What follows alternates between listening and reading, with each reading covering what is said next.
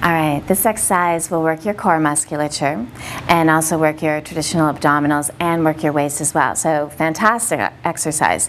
You're going to take a little ball if you have one. You don't have to have one, so don't worry if you don't. But if you want to pick one up, they're super cheap at the dollar store, probably about $3. You're going to take it between your knees, place it between your knees. You're going to kind of squish your legs together a bit. So it will give you a little bit of stability. It'll make you feel a little bit grounded and anchored, which is what you want, and also works your inner thighs as well, and nothing wrong with that. So I'm anchored at my feet. I'm going to lift up my toes a little. I'm squeezing the ball, and I'm going to pull in my tummy muscles, and I'm going to lean back a little bit.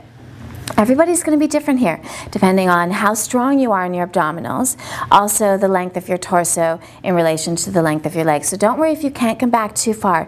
You do not want to feel this seizing up in your lower back area.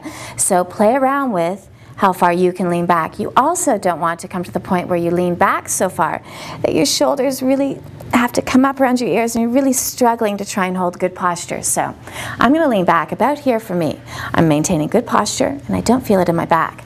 My arms are forward. I'm bringing my hands together. And this is where your waist muscles come in. They're called sprinklers, and it looks like this, and you'll see why.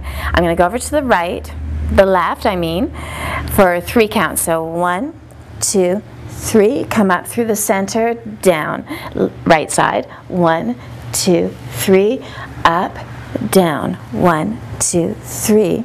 Now, I'm going to see if I can go over for a 4 count, because I really want to try and tone my waist as much as possible.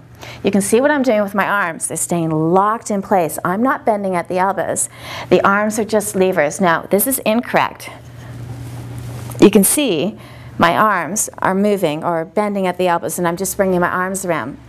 So think of your arms being locked in place at your shoulder, at the elbow, and it's just your waist that moves. 1, 2, 3, 4. So it's just a torque in the waist, a bit of a twist, or a lot of a twist, depending on how far you come over. Start with a 2 count, 1, 2, and then work up to going over for a 4 count.